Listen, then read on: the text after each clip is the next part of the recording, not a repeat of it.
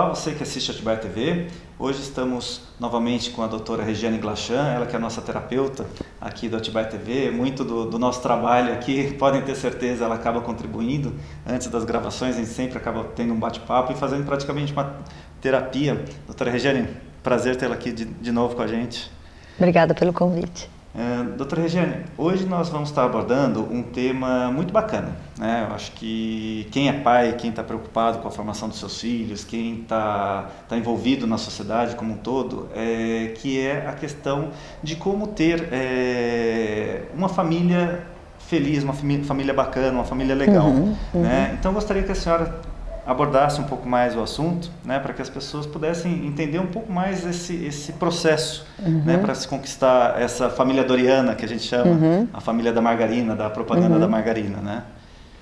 A família da margarina, a família ideal, é lógico que a gente tem que entender que ela não existe, porque em todo contexto familiar existem problemas, existem conflitos e que faz parte do dia a dia de qualquer pessoa e, portanto, de qualquer família.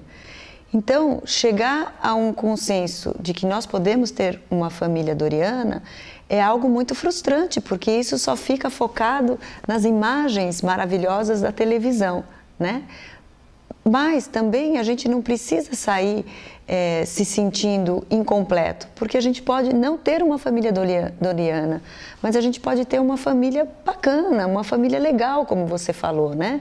Com problemas, com conflitos, porque todas as famílias têm, mas com formas criativas de enfrentar esses conflitos e esses problemas que aparecem no dia a dia das famílias. Porque os problemas vão desde relacionamento até os problemas financeiros, os problemas que reverberam para suas famílias de origem, né? Então eu acho que ter uma família legal é ter uma família que pensa sobre os seus ideais e seus conflitos que aparecem no seu cotidiano. E esse conceito de família é um conceito não fechado exclusivamente nos pais, autoridade, nos filhos submissos, né? Eu acho que isso mudou muito hoje. Hoje essa participação dos filhos com relação à contribuição para a família, ela é muito maior. Não seria do que no passado? Nós temos que pensar que a gente vive num mundo globalizado, a gente não tem mais um mundo fechado, né? Onde era muito mais fácil obedecer essa hierarquia. Os pais como fenômenos da rigidez e da determinação de regras, mas para uma mudança de uma família contemporânea, onde as crianças já estão desde pequenos em contato com o mundo, né? Com outros países, com outras dinâmicas, com outras tecnologias e que, de certa maneira, alimentam e fazem um feedback da família delas, com que elas vivem, com as outras famílias do mundo. Então, mudou o perfil familiar, o perfil que eu quero dizer de conhecimento e de informação. E isso os filhos acabam tendo a sua parcela de trazer essas novidades do mundo para dentro de casa. E como que fica essa questão do relacionamento desse mundo exterior com o mundo que os pais vivem, aquele mundo que os pais gostariam de estar passando para os filhos, muitas vezes até nos moldes da criação que ele mesmo teve? Se os pais continuarem enrijecidos em cima das suas tradições, dos seus comportamentos herdados, eles vão ficar uma família muito enrijecida, empobrecida.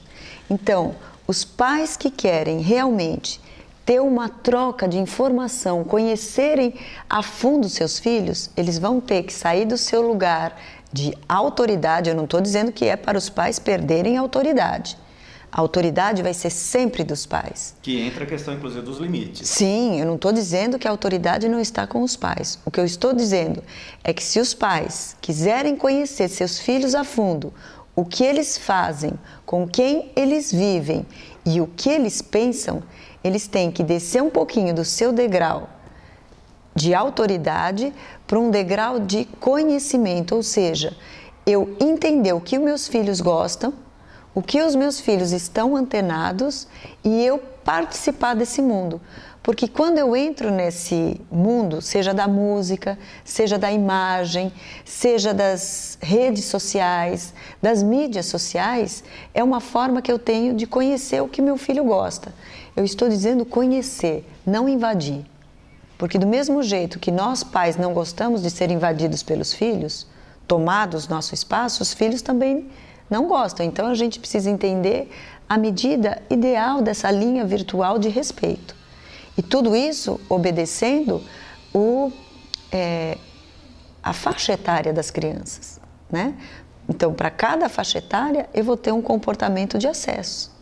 Mas eu só vou poder conhecer realmente o que os meus filhos gostam, por exemplo, nos meninos, né? Nessa faixa etária aí da primeira infância, eu vou ter que gostar de Hot Wheels, sim. Eu vou ter que brincar com eles naquelas piruetas, com aqueles carrinhos. Eu não vou poder ficar preso ainda no Autorama, como é que chamava aquelas pistas do kart? Eu vou ter que me atualizar. Porque é isso que meu filho está conectado. É com esses bonecos, né, que vem ali para acompanhar toda essa linha Hot Wheels. Eu falo Hot Wheels que é isso que chega para mim. Mas eu vejo, doutora Regiane, que seria até, eu acho que é a palavra participar, né? Mas esse participar, muitas vezes, a gente vê também, é legal também você, enquanto pai, querer que seu filho aprenda coisas que você viveu também no seu passado, né? Um carrinho de rolemã, por exemplo, né? Eu lembro que eu desenvolvi um carrinho de rolemã com os meus filhos, compramos madeira, compramos a rodinha, e é uma coisa que hoje pode não ser tão utilizado pela sociedade moderna, mas que as crianças adoram, né? Aquela brincadeira de pular corda. Outro dia a gente teve uma criança que foi numa festinha, ela ficou super frustrada porque tinha uma prova de pular corda, ela não sabia pular corda. Né? E os pais foram lá, saindo da festinha, o que eles fizeram? Compraram a corda, né, para poder ensinar a criança a ter essa participação. Então, eu acho que isso de integrar, né, de fazer essa volta, né, entre presente e passado.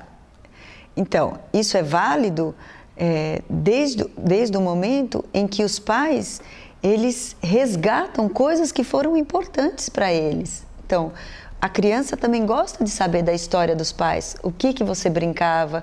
Pô, as crianças gostam de brincar de peão, sim, a gente que acha que não.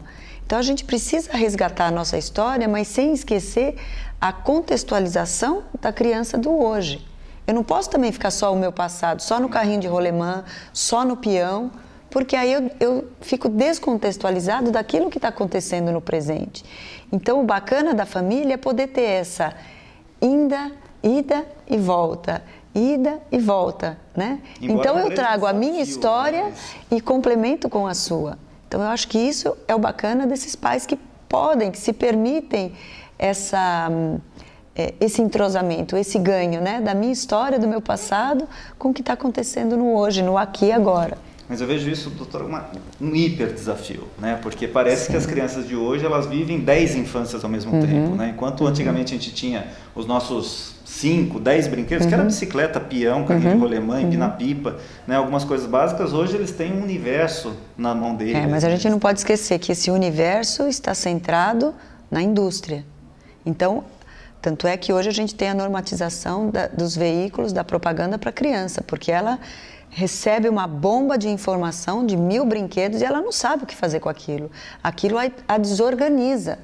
Só que quando ela entra nesse processo de desorganização, o que ela fica é, eu preciso.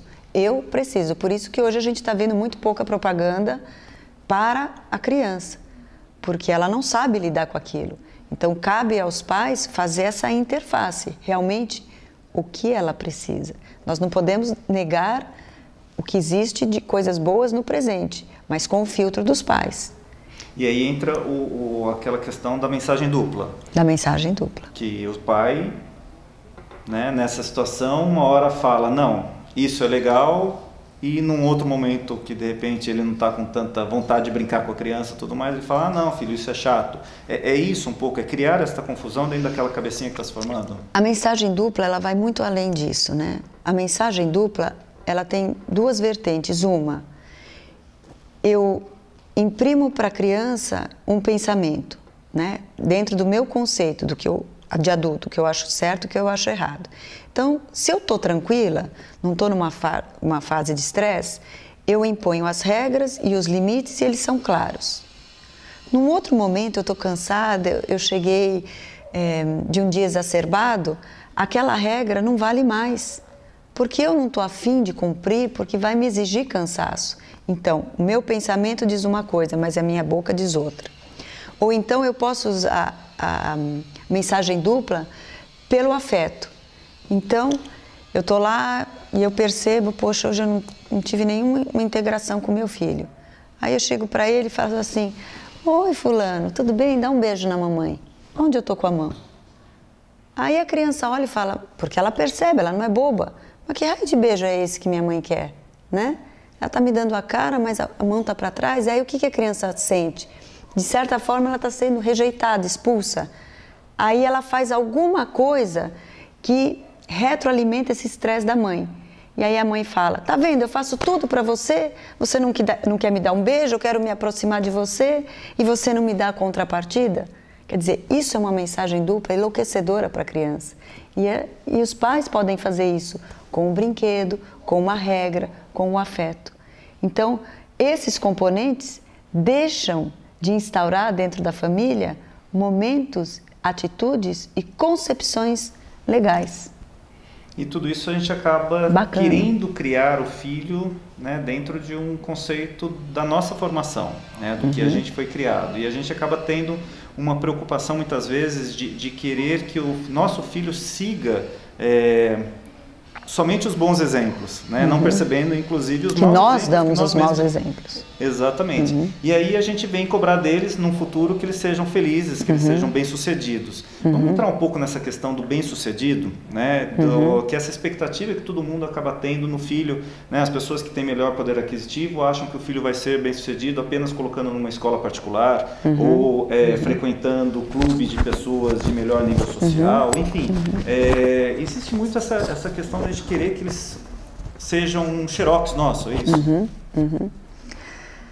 Eu costumo falar, quando eu recebo pais no meu consultório para orientação de pais e que eles trazem algum problema em relação aos seus filhos, a primeira pergunta que eu faço para eles é: o que vocês pretendem do filho de vocês? Vocês querem filho xerox ou filho incubadora? E aí, é lógico que a gente tem uma tendência narcísica a querer que os filhos se pareçam com a gente, né? Porque a gente acha que se chegou até aqui é porque de alguma forma nós fomos bons cidadãos, né? E é o que eu digo para eles. O filho xerox é aquele que a gente quer que seja parecido com a gente, que seja bem-sucedido, que tenha os nossos acertos, mas a gente não vê os erros. A gente só vê as coisas boas, né? E que ele reproduza tudo que a gente fez de bom. Um filho xerox é um filho que ele está sempre disposto a fazer algo para agradar ao outro, mas não a si próprio, porque ele está preocupado com aquilo que os pais pensam e o que os outros pensam dele. Então, ele reproduz, não tem criatividade. Uma página vai ser igual à outra. O filho incubador é diferente. Ele vai receber todo aquele caldo positivo que ele recebeu, nutritivo dos pais, com incremento da criatividade. Isso é que é desenvolver, incubar filhos com potencialidades. Então eu não posso querer só um filho bem-sucedido. Eu tenho que querer um filho bem-sucedido e um filho feliz. E aonde que eu consigo isso? Dentro de uma casa onde as regras são claras. Elas não podem ser de um dia de um jeito e de um dia do outro. O dia que eu estou relaxado, estou tranquilo, a regra ela está ali estabelecida. O dia que eu estou cansado, burla a regra, finge que eu não vi, né? Faz que nem mais ou menos a gente quando está numa autopista. Eu sei que a regra, o limite de velocidade é 110. Mas ninguém está vendo, não tem radar, não tem polícia federal, então eu vou dar 120. Quer dizer, eu estou burlando uma regra que está prejudicando a mim e a um terceiro. E é isso que a família legal, a família bacana, tem que mostrar. Não, as regras são claras, com flexibilidade. Não estou dizendo que tem que ser uma coisa rígida, porque quando o sistema enrijece, alguém apodrece. Mas ela tem que ser clara com alguma flexibilidade. Doutora Regiane, para as famílias que estão aí em formação, enfim, estão com os filhos crescendo, né, o que a senhora aconselharia, assim, em breves palavras, até se existe uma fórmula mágica, um segredo para que as pessoas possam buscar mais esse acerto, né, possam estar mais presentes, possam estar mais contribuindo com a vida dos seus filhos e construindo realmente essa família que todo mundo deseja? Eu acho que em primeiro lugar é a intenção. né? Toda vez que a gente tem uma boa intenção e uma relação empática com os nossos filhos, quer dizer, eu olho para eles e eu me identifico, então coisas que eu gostaria de ter feito, que ainda não fiz e que eu posso promover para eles, é um ganho. Isso é uma coisa. A outra coisa é que a gente não pode perder a noção de que nós somos a referência. Então, que nem nós falamos no início, nós não precisamos ter uma família autoritária, mas uma família onde a gente saiba que pais realmente, imagina um triângulo, né? Que pais estão aqui em cima, nos vértices laterais do triângulo e os filhos embaixo, ou seja, os filhos só vão poder sentir confiança naquilo que esses pais estão passando se eles sentem que esses pais, eles podem ser amigos, mas acima de amigos, esses pais têm a figura da autoridade, têm a figura da segurança. Se algo me acontecer, eu sei para quem eu vou recorrer. E, além de tudo, eu tenho um canal de viabilidade direto, de comunicação. Esses pais têm que deixar claro que qualquer coisa que aconteça, eles vão estar abertos para receber, seja crítica, seja problema na escola, seja problema com a namorada, ou seja, existe uma linha de diálogo extremamente permeável. Então, a família bacana, ela começa quando existe diálogo. Então, antes de eu querer que eu ter um filho bem-sucedido e que eu mostre para a sociedade que eu me saí muito bem como pai, eu acho que eu tenho que querer ter filhos bem, saudáveis mentalmente, porque quando a criança é mentalmente saudável, ela vai buscar boas oportunidades fora, o mercado vai estar aberto para ela. Então, Regiane, a propósito do nosso trabalho aqui é realmente isso, trazer informação, tirar dúvidas, né? E principalmente daquelas pessoas que acabam procurando a senhora no consultório e que acabam buscando esses tipos de informações, tornar mais acessível para o maior número de pessoas. Para quem queira complementar um pouco isso que a gente conversou aqui, né, que queira um pouco mais de informação, existe algum canal que ela pode estar entrando em contato com a senhora para poder estabelecer essa informação? Tem a nossa fanpage no Facebook, que é Terapeuta Bebês, né? E tem o site, que é terapeutadebebês.com.br. Embora a gente chame de terapeuta de bebês, na verdade, ele é um veículo que reverbera para toda a família. Então, gente, para você que está assistindo a Atibaia TV, né, que está acompanhando aqui essa entrevista com a gente, que eu particularmente acho muito bacana, porque a gente está aqui tratando de formação de sociedade, né? A sociedade ela começa aqui por essa base, que é a família, né? Então, para você que está assistindo, que tem dúvidas, que quer ter mais informações, entre em contato, né? Aqui no vídeo as informações tanto da fanpage, né, no Facebook, quanto do próprio site, que a doutora Regiane está ali, com certeza disponível. Acho que com muito prazer em responder. Eu acho que sempre foi muito isso, né, doutora? Essa disponibilidade da senhora de estar querendo realmente estar informando as pessoas e estar querendo, o que a gente sempre fala aqui, uma sociedade melhor para a gente, né? E para a família, porque tudo reverbera a partir da família. Então tá bom, doutora Regiane, então obrigado por mais essa Obrigada participação. a você, Cacá. Tá? E você que nos assistiu, tenha dúvidas, mande sugestões aqui no nosso Facebook, né? Mande mensagens, mande perguntas, a gente está sempre disponível para poder estar trazendo melhores informações para você. Tá? Então, obrigado pela sua audiência e até a próxima. Até a próxima, Cacá. Obrigado.